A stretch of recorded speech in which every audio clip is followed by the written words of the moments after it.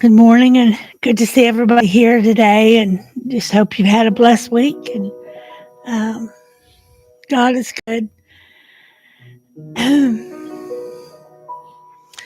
Kind of have this song on my heart this morning, and so supposed to do it for somebody, I think. So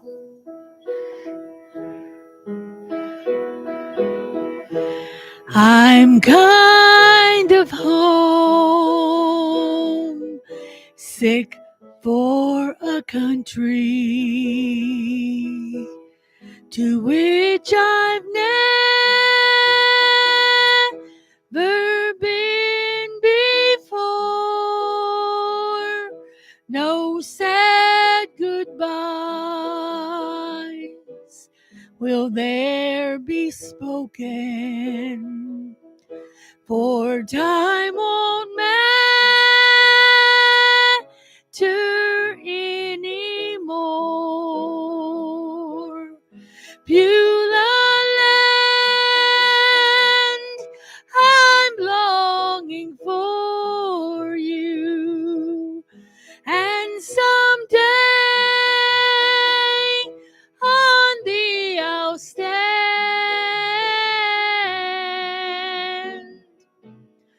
There my home shall be eternal. Beulah land, sweet Beulah land.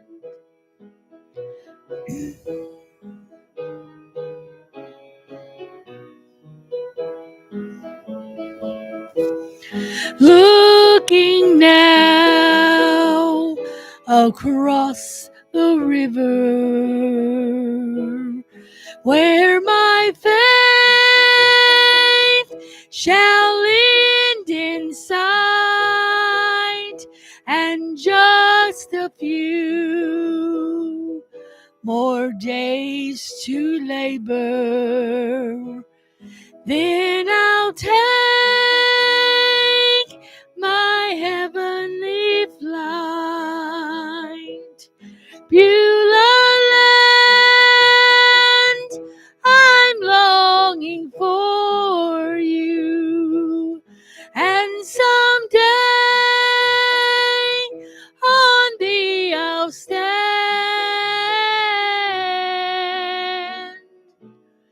There my home shall be eternal. Beulah land, sweet Beulah land. Beulah land, sweet Beulah land.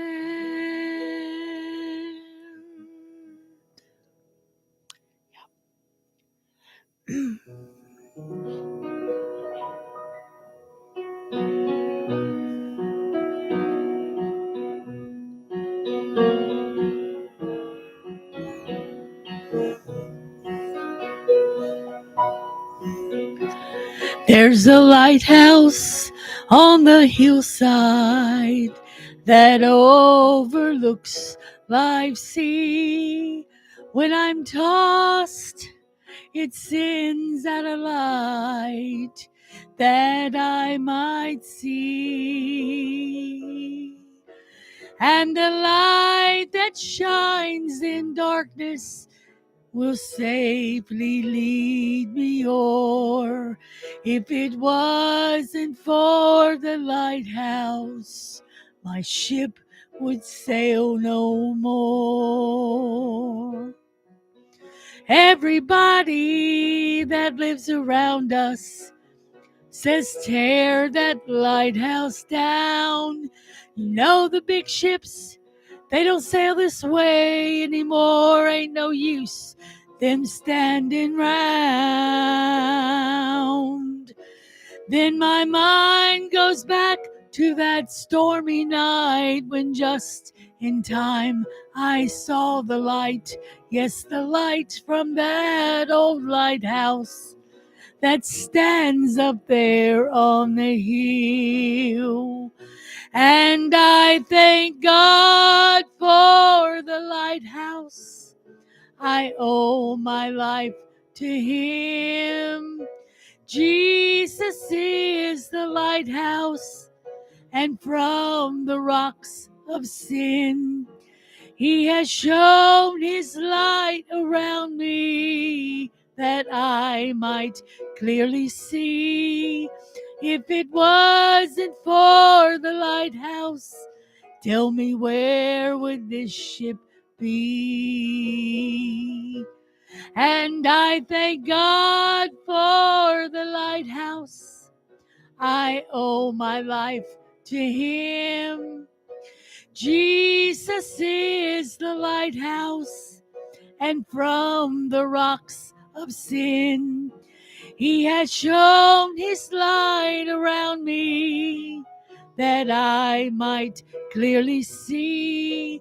If it wasn't for the lighthouse, tell me, where would this ship be?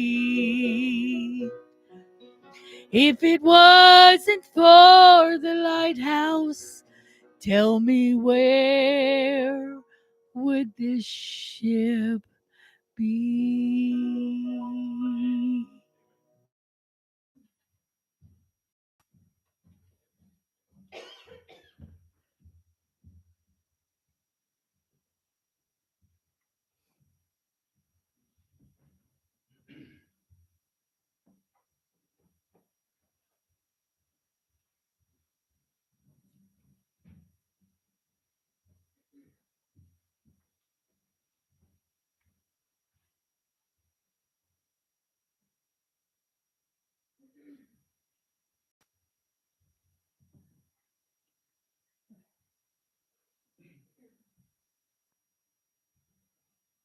I got up this morning and I started my day. God's mercy was with me all of the way. His goodness stayed close by to meet all my needs.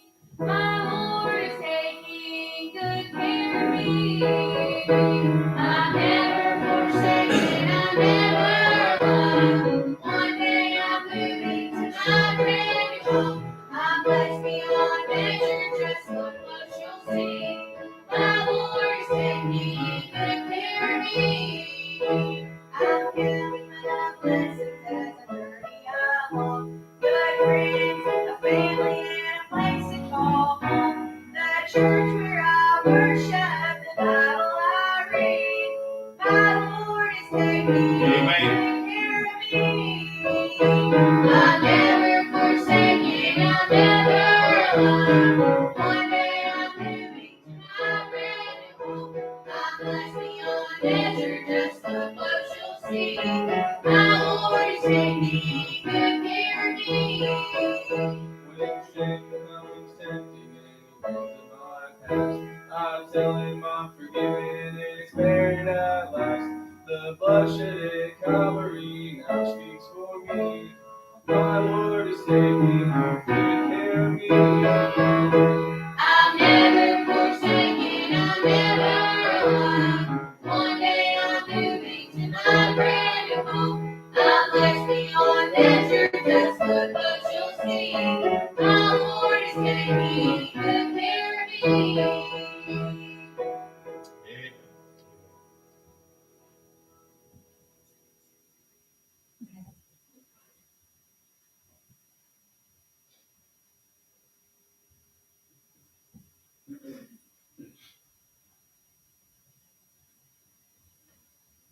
Today I face a mountain oh so high, and I do not know what's waiting on the other side.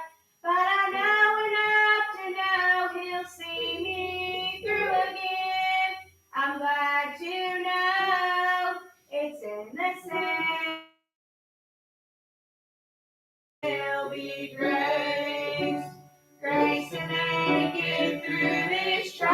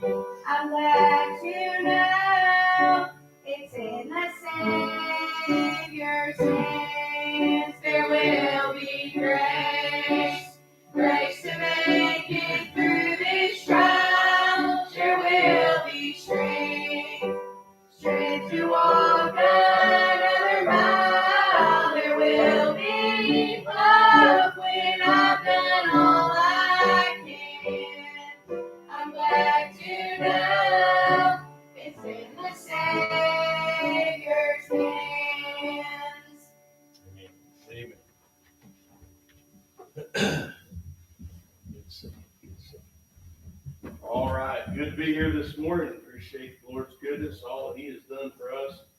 Good to have just about everybody back. Get everybody back, and then Senator Hudson decided they're going to stay home today. So remember them, and as they get better. I don't think it's anything tragic.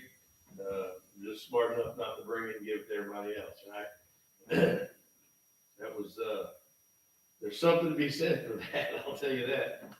You come in and you're sick as a dog. That's wonderful. You made the effort, but all you've done then is made the effort to make everybody else sick, and you be the only one here. So I appreciate the Lord's goodness. Again, remember those that are not here. Miss the gang when they're not.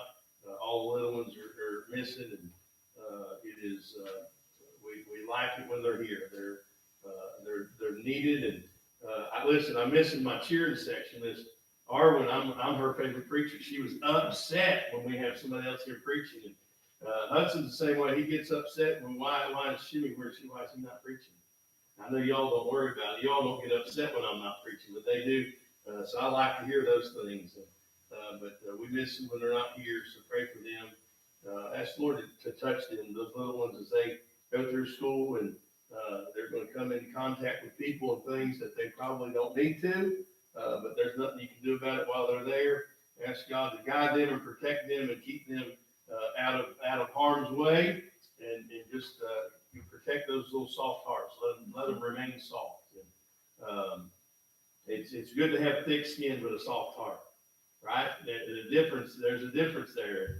You don't want to have that hard heart. God, it takes a lot to penetrate that hard heart. You want that soft heart. But turn with me, if you would, 2 Timothy. Chapter number 3. Really debated wasn't sure going to go this direction. Honestly, the way the service was going this morning, thought we was going to go a different direction with it. But the Lord's got a plan for it, so we're going to stick with this, and maybe Lord bring something out of it that I wouldn't anticipate Him bringing out of it. So 2 Timothy chapter number 3. Going to read the first 3 or 4 verses here. Just keep your Bible open. We're going to stick in that chapter. Won't be jumping around different chapters this morning, more than likely, but we'll read verse 3 or 4. It said, "This know also, that in the last days perilous times shall come, for men shall be lovers of their own selves, covetous, boasters, proud, blasphemers, disobedient to parents, unthankful, unholy, without natural affection, truce breakers, false accusers, incontinent, fierce, despisers of those that are good, traitors, heady, high-minded, and lovers of pleasure, more than lovers of God." You can be seated. That as you read that, when I read that, I know we've probably preached about this subject before, and there have been times we preached just individually on some of those things. But one of the things that said here in verse number 1, he said, "This know also." All right, there's some things that prior to that we should know. Right, he went through the previous chapter, gave some things that we should know, how we should live, how we should act, and how those things are to come. And one of the things they teach you in when you take business classes or anything like that, leadership classes, one of the things they tell you when you're dealing with people that you work with, all right, you're going to go in and do a review for them, and the very first thing you do to them is you find something that they've done right, something that they're doing good, and you tell them about it. Say, "Well, we really appreciate the effort. You're always on time, and we know that when you're here, you're working, and you're putting a lot of effort into it." And you kind of say, "Okay, they are on my side." That makes that person look at you and say, "Hey, they are on my side. They're not here to pick on me." But we've got to get a list of some things. We've got some things we want to improve on, and so you start them out by building them up, and then you point out the things that they need to work on. Now, if you just go in there and you start telling all the things they do wrong, you don't tell anything they did right. They're thinking they're useless, and they think that you think they're useless, and they're not going to be much help. So they teach you to do that, and those are good. That's good with your children when you're raising them. It's a good way to teach them and say, "Hey, look, you did a good job with that, but here, let's try this next time and see if this works." And there's way everybody can be dealt with differently, and you learn that as a dad. Sometimes I learned that the hard way. They don't always respond the way that I responded. I was raised that when coaches, the meaner the coach was, the better I liked him.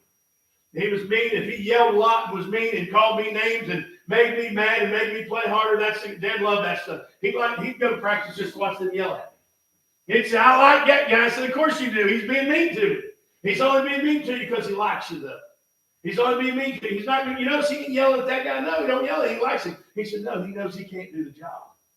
He's not yelling at him because he's doing the best that he can. He knows you can do better than you're doing. And so that's the way I was raised, and it's not the way everybody likes to be raised. Nobody likes to be yelled at all the time. But I played better when I was mad. I did better when I was mad. So everybody's different. And so, again, I learned that the hard way as a dad, that you can't do each one of your kids the same way. It doesn't work that way. You're not showing favoritism, but some can handle it, some can't. And again, sometimes you learn it the hard way. You learn after the fact. But it's the same way with employees. It's the same way with people you deal with. Everybody doesn't respond the same way. You try to find what they respond with. But God knows that everybody's not dealt with the same way.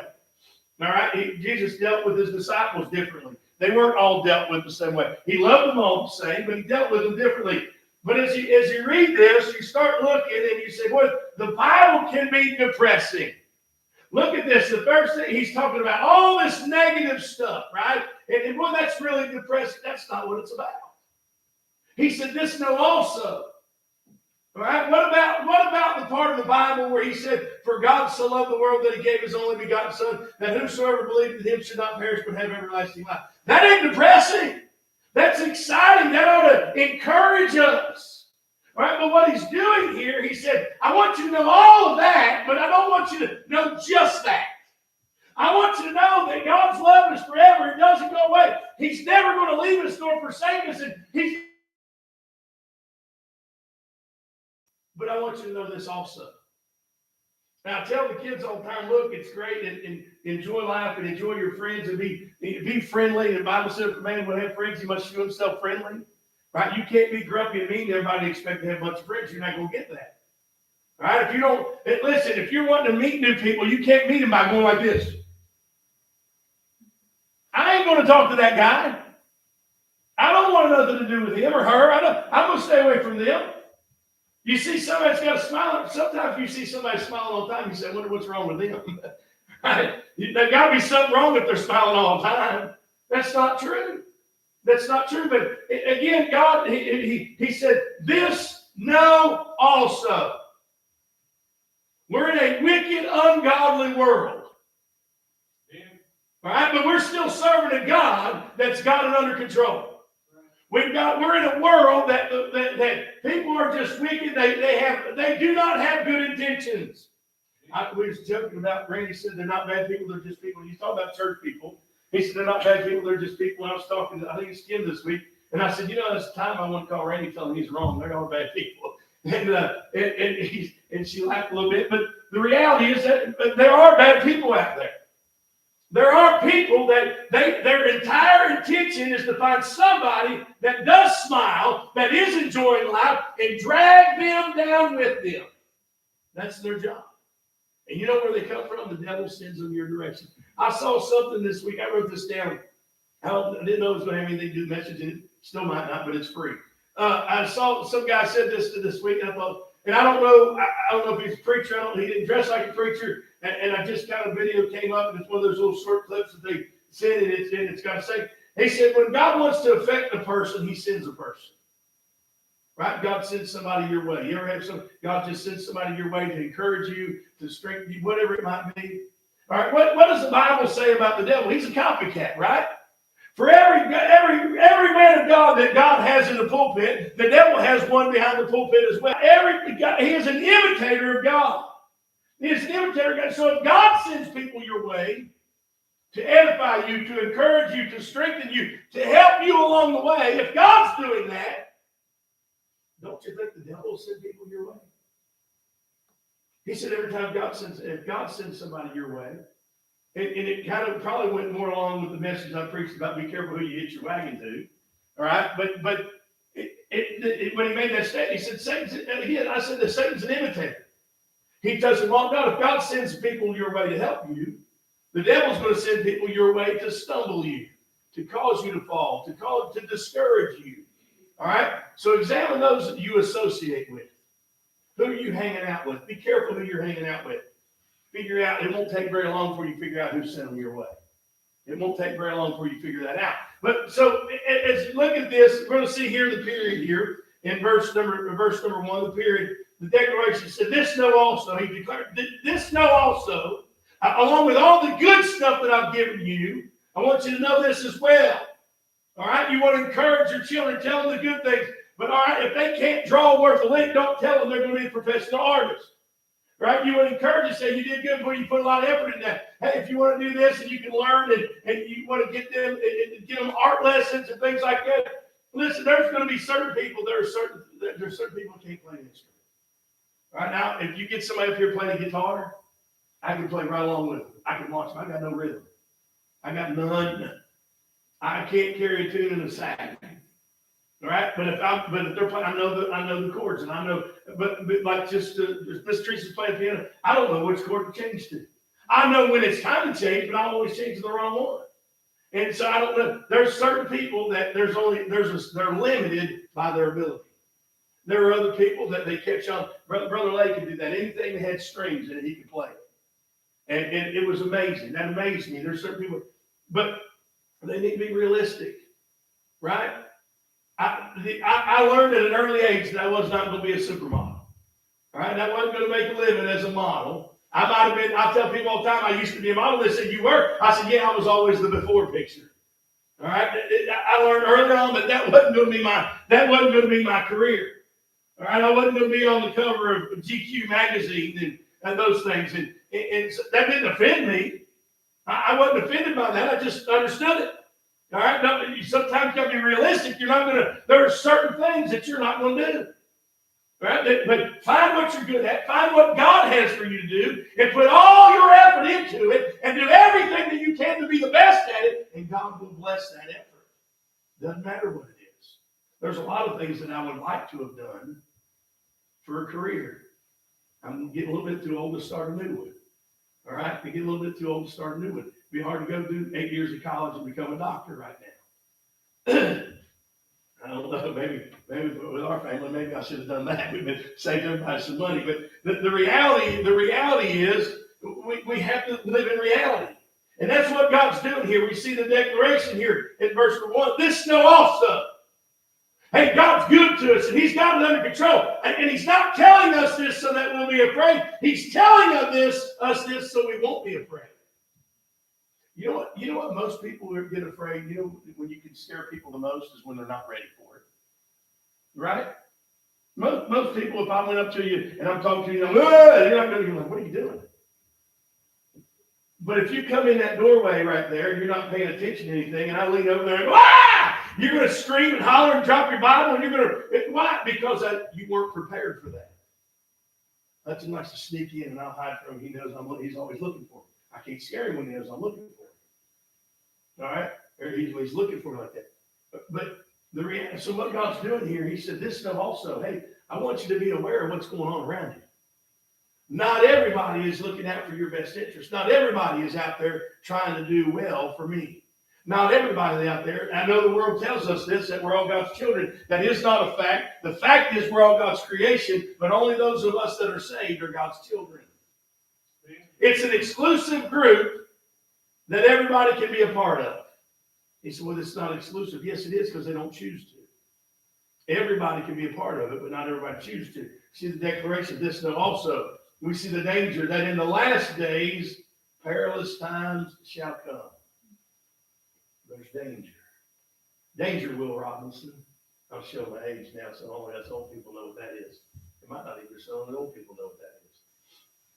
Was that Lost in Space? Was that what that was, Will Robinson? That's what it was, yeah. I'd look at the old people to ask that. That's what it was, Lost in Space. And danger! Had that little robot running around, there's something going on, he wasn't aware of it. He said, danger, Will Robinson, look out, it's coming your way.